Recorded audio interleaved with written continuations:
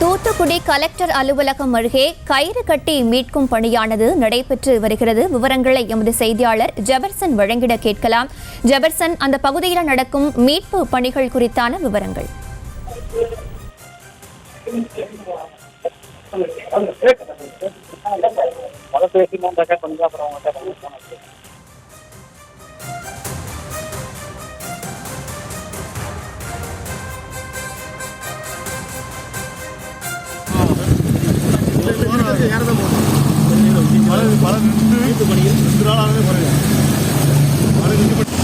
ठीक है सही जा रहे। विपिन मेजर मेरे दाहिनी तरफ। उसी रास्ते पे आया, उसी रास्ते पे। हाँ उसी रास्ते में लेके जाऊंगा। इधर से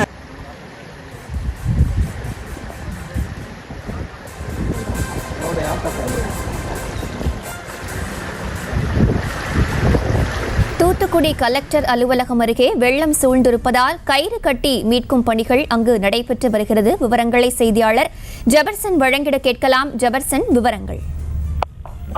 நெல்லை, கன்னியாகுமரி, தென்காசி, தூத்துக்குடி உள்ளிட்ட பல்வேறு இடங்கள்ல தற்போது முழுமையாக வெள்ளக்காடாக மாறி இருக்கிறது.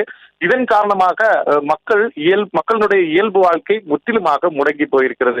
நாம் பார்க்கக்கூடிய இந்த காட்சிகள் எங்கேயோ காடுகள்ல இருந்து ஆறுகள்ல இருந்து மக்களை மீட்டு வருவதில்லை.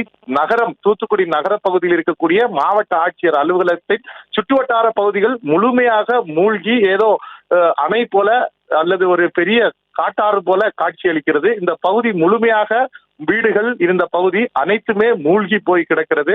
வீடுகள்ல இருந்த மக்களை ஆங்காங்கே இருந்து வருகிற கூக்குரலை கேட்டு அந்த பகுதிக்கு சென்று பேரிடர் மீட்பு படையினர் அவர்களை மீட்டு வரக்கூடிய காட்சியைத்தான் நாம் பார்த்து கொண்டிருக்கிறோம். கயிறுகள் மூலமாக அவர்களை மீட்டு வரக்கூடிய காட்சி. கயிறுகளை கட்டி அவர்களை ஒரு பகுதியிலிருந்து இன்னொரு பகுதிக்கு வெள்ளம் அதிக அளவு வேகமாக அந்த பகுதியில் வருவதன் காரணமாகத்தான் அவர்கள் கயிறு கட்டி மீட்டு கொண்டு வந்து ஒரு பகுதியில் இருந்து மற்றொரு பகுதியில் படகு மூலமாக அவர்களை ஏற்றி முகாம்களுக்கு அனுப்பி வைக்கக்கூடிய காட்சியை தான் பார்க்க முடிகிறது. எங்கு பார்த்தாலும் வெள்ளக்காடாகவே காட்சி அளிக்கிறது. மரங்கள் முற்றிலுமாக மூழ்கி போயிருக்கிறது.